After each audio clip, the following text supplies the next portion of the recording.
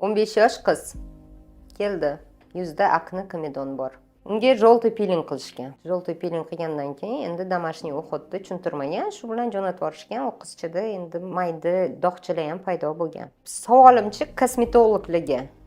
Желтый piling qildinglar, anamniz olinmagan, badanlar tekshirilmagan, faqat yuzda bo'lmaydi. Bir xil paytda badanda, qo'l, mana bu orqa taraflarida ham bo'ladi. Aknilar. Nima problemani решать qilib bermoqchisiz? Shu kosmetolog желтый piling qilib bunaqa ishlanmaydi. Komedon akni bilan, tем более 15 yoshda bunaqa ishlanmaydi. Lechение boshlaganmiz. Rezultati уже yaxshi. Hali bir oy bo'lmadi. Lekin nimaga желтый piling aknini lechit qiladi deb o'ylashadi, bilmayman. Komediya lechение qilish kerak. Chunki bizani xalqchi aksiyani yaxshi ko'radi. U aksiya. Siz mana qarang, qaysidir stoyishchi kosmetologlarni aksiya qilganini ko'rganmisiz?